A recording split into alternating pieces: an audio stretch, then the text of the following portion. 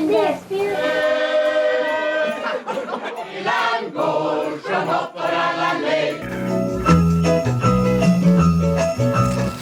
Remember those festive meals of the 1970s that filled our tables with nostalgia? Ever wondered what happened to those classic holiday dishes that everyone loved? From savory main courses to sweet treats, the 70s offered a delightful array of holiday foods that became cherished traditions. Join us as we explore the 20 holiday foods from the 1970s we want back. Here to make a show-stopping crown pork roast with mulled wine cranberry relish. The Holiday Crown Pork Roast was a majestic centerpiece for Christmas feasts from the 1970s. To prepare this regal dish at that time, it was seasoned with the pork crown roast by mixing paprika, kosher salt, dried thyme, crushed rosemary, pepper, and rubbed sage, and then rubbing this blend over the 12-rib, 8-pound roast. The seasoned roast was then placed on a rack in a large shallow roasting pan with the rib ends covered in foil. It was roasted in a preheated oven at 350 degrees Fahrenheit for 2 to 2.5 hours, or until a thermometer read at least 145 degrees Fahrenheit. Once removed from the oven, the roast was tinted with foil and allowed to rest for 15 minutes before being carved between the ribs to serve. For an elegant touch, it was garnished with fresh rosemary sprigs and dried sage leaves. The Holiday Crown Pork Roast was a cherished tradition during the 1970s. Families gathered around the table, eyes wide with anticipation, as this succulent roast took center stage, filling the air with its herb-infused aroma. However, over time, culinary trends shifted, and the Holiday Crown Pork Roast gradually faded from holiday menus. As the scent of the Holiday Crown Pork Roast fills the festive air, what other cherished holiday traditions have faded with time? Let's explore the nostalgic tale of Christmas Divinity next. Christmas Divinity was a classic holiday treat, evoking sweet nostalgia as it once adorned festive tables with its airy presence. In the cozy kitchens of the past, it was carefully crafted. White granulated sugar, light corn syrup, and a pinch of salt were combined in a glass casserole dish covered with plastic wrap and microwaved for 5 minutes. After removing the wrap, the mixture was stirred and microwaved again, uncovered, for another 4 to 5 minutes until it reached the hard ball stage. Once cooled for about 4 minutes, 2 egg whites were whipped to stuff peaks. The sugar mixture was then poured over the egg whites and beaten until glossy and billowy. Christmas Divinity, with its delicate swirls kissed by vanilla, was a beloved Southern holiday tradition. Families exchanged knowing glances when it appeared on platters, a labor of love passed down through generations. However, its popularity waned as modern kitchens favored shortcuts and candy thermometers were forgotten. Rum balls, a classic holiday cookie, even though they're more like a candy, but delicious any time of the year and incredibly easy to make. Chocolate rum balls were those delicious treats that added a boozy touch to holiday platters. In the cozy kitchens of the past, they were made with great care. There were 2 delightful versions. The classic version used crushed vanilla wafers, confectioner's sugars, unsweetened cocoa powder, chopped walnuts, light corn syrup, and rum. The ingredients were stirred together in a large bowl and then blended with corn syrup and rum. The mixture was shaped into 1-inch balls and rolled in confectioner's sugar and then stored in an airtight container for several days to let the flavors meld. The creamy coffee chocolate version used cream cheese, confectioner's sugar, almonds, rum, coffee granules, and melted chocolate. Coffee granules were dissolved in warm rum and beaten with cream cheese, confectioner's sugar, and almonds until blended. Melted chocolate was stirred in, and the mixture was refrigerated until firm enough to roll into 1-inch balls, then rolled in crushed cookies. Chocolate rum balls were the stars of holiday parties, combining rich cocoa, nutty crunch, and a rum kick, making them irresistible. However, as culinary trends changed, the process of making these treats became too time-consuming, leading to their decline in popularity. The pineapple upside-down cake, a dessert tracing back to colonial times, gained widespread popularity in the early 20th century. Its exact origins are unknown, but it likely emerged in the early 1900s with the rise of canned pineapple. Pineapples were once a luxury in the 16th and 17th centuries, symbolizing status and wealth. In 1901, James Drummond Dole made pineapples more accessible to the public, boosting their popularity. To prepare this sweet treat, start with melting butter and brown sugar in a skillet, then arrange pineapple rings in the mixture. A simple cake batter made from flour, sugar, eggs, and milk would be poured over the pineapples. After baking, the cake was flipped to reveal the caramelized pineapple topping. The cake became beloved after a 1925 recipe contest by the Hawaiian Pineapple Company, which received 60,000 entries with 2,500 variations of the cake. Despite its nostalgic appeal, its popularity waned over time due to changing taste and the convenience of other desserts. Cheese pineapple upside-down cake has a rich history dating back to colonial times. But what about desserts that blend icy chill and fiery warmth? Let's explore the intriguing tale of Baked Alaska.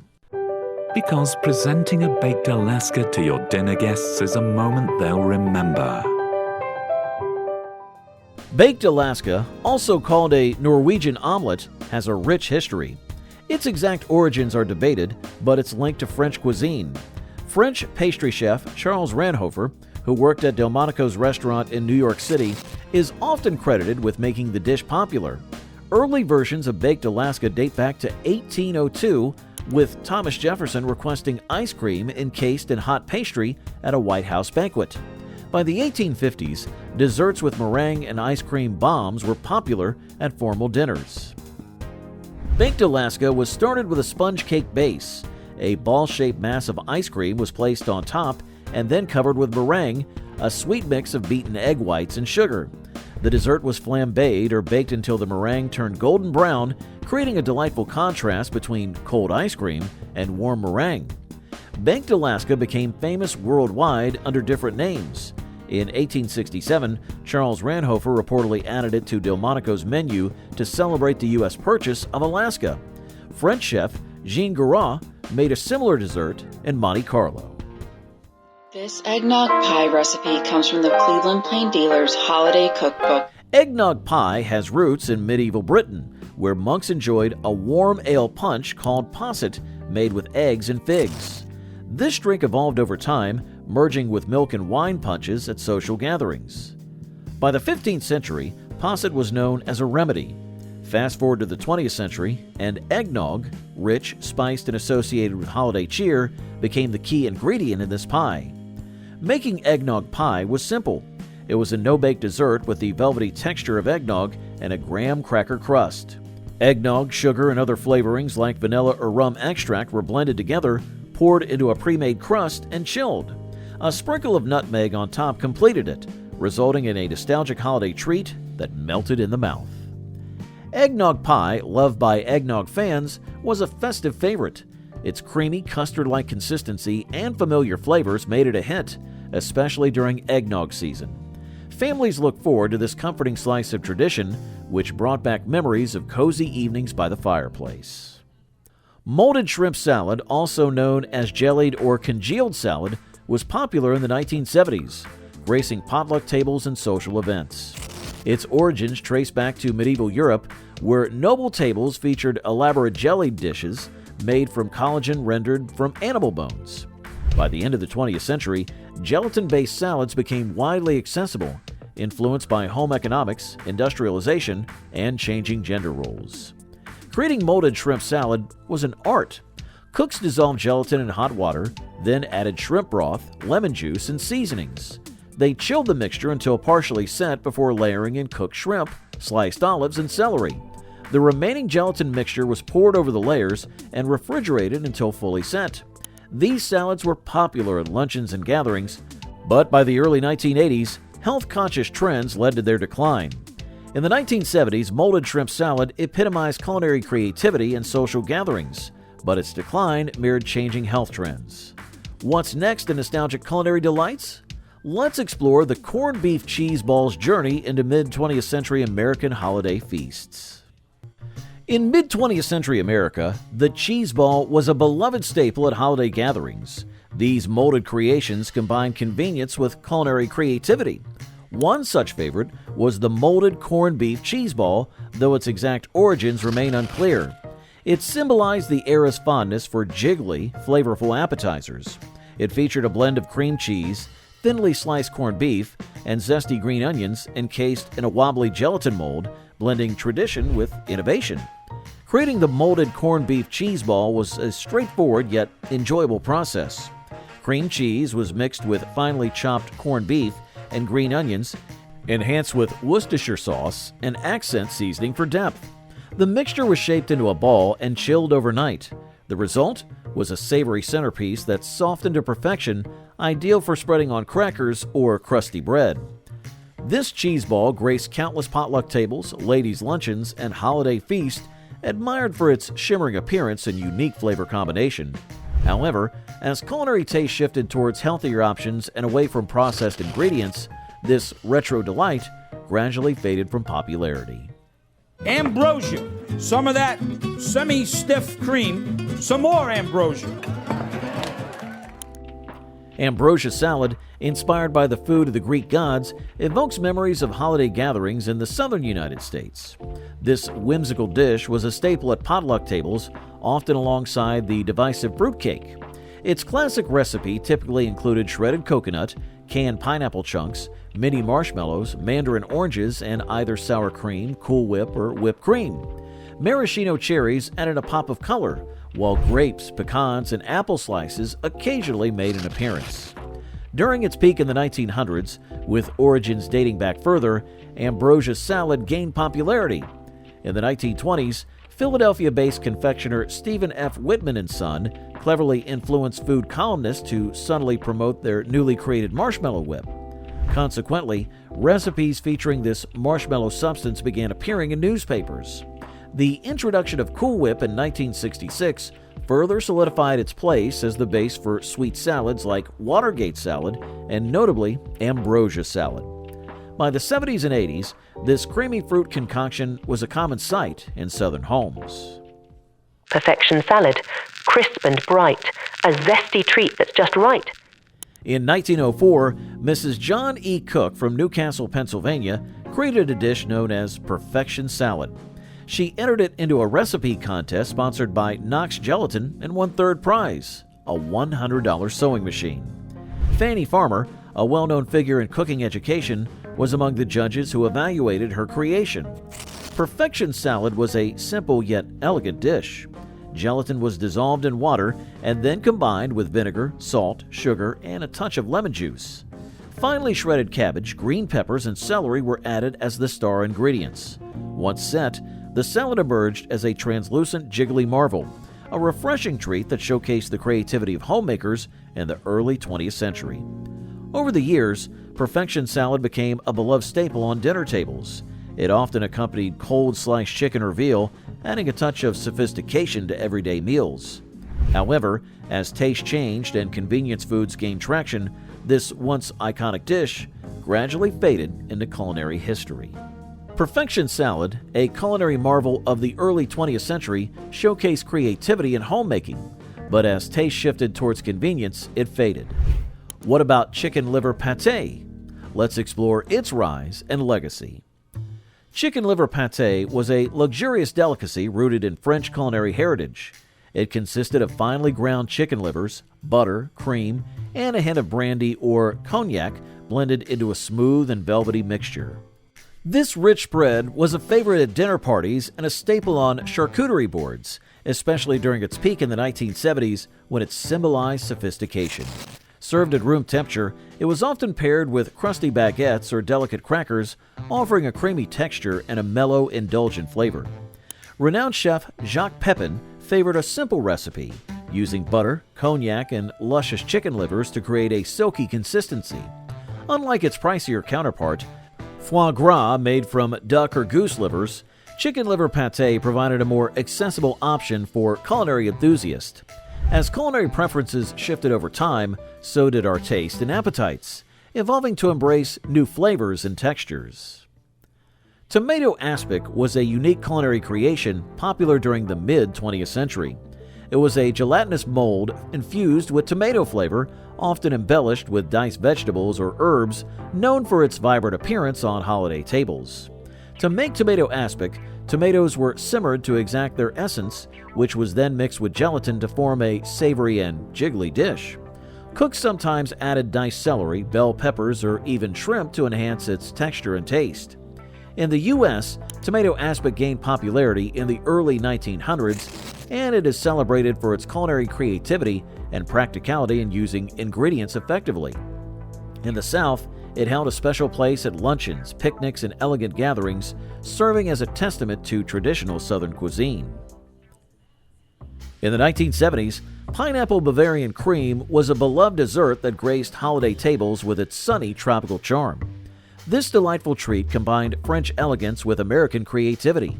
To create pineapple Bavarian cream, canned crushed pineapple was drained, reserving the syrup. Gelatin was dissolved in boiling water, then mixed with pineapple syrup and chilled until nearly set. In a cold bowl, heavy cream was whipped until stiff peaks formed. The gelatin mixture was beaten until foamy, then gently folded in with the pineapple. The mixture was poured into the molds and chilled until firm.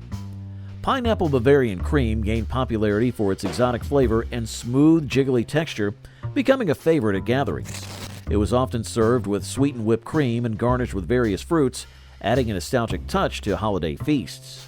However, as culinary preferences evolved towards convenience foods, pineapple Bavarian cream gradually faded from the spotlight, becoming a cherished memory of yesteryears. Pineapple Bavarian cream, once a holiday favorite, charmed tables with its tropical allure. As culinary trends shifted, its fame waned. Now, how did the beloved rum-soaked fruitcake fare? Let's explore its rich and boozy history. The fruitcake, soaked in rum, has a long history dating back centuries. In medieval times, kitchens were bustling with activity, mixing dried fruits like raisins, figs, and dates into bread dough to create a hearty treat enjoyed during celebrations. By the 18th and 19th centuries, this fruited bread evolved into a festive staple, packed with nuts, spices, and preserved fruits for weddings and other special occasions. In the Caribbean, a twist emerged with black cake, where fruits soaked in rum for months to a year, adding depth and character to the cake during local celebrations. During Prohibition in the early 1900s, its boozy content made it ideal for smuggling alcohol into prisons and avoiding taxes on land. However, mass-produced versions led to a decline in its reputation, often criticized for being dry and lacking the rich, homemade flavors it once had. It isn't too early to be thinking about something spectacular for holiday eating, and cranberry crimson mold could be it. It's colorful, good. In the 1970s, cranberry mousse mold was a popular dessert that adorned holiday tables across America.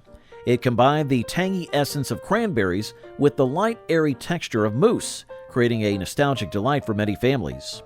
During this era, cranberries were in vogue for their vibrant red color and zesty flavor, often incorporated into festive dishes. The mousse mold offered a creative twist on traditional cranberry sauces, becoming a cherished part of seasonal gatherings. To prepare this beloved dessert, it began by simmering fresh cranberries in cranberry juice or water until they soften. Afterward, they blended the cranberries into a smooth puree. Gelatin was then dissolved in hot liquid and gently combined with the cranberry puree. The mixture was carefully chilled until it set into a wobbly, jiggly mold ready to be served. Cranberry mousse mold gained popularity for its refreshing taste and vibrant appearance, becoming a staple at holiday buffets and family potlucks. However, as culinary taste evolved over time, preferences shifted towards simpler desserts, and the convenience of store-bought options also played a role in its decline. Bourbon balls, bourbon all the way.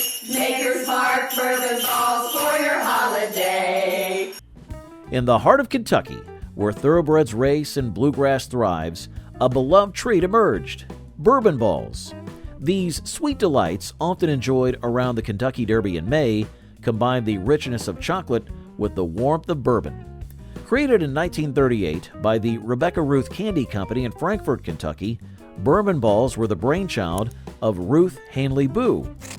She blended ground chocolate wafer cookies with bourbon, sugar, and cocoa powder, enhancing the flavors with a touch of espresso powder for added depth.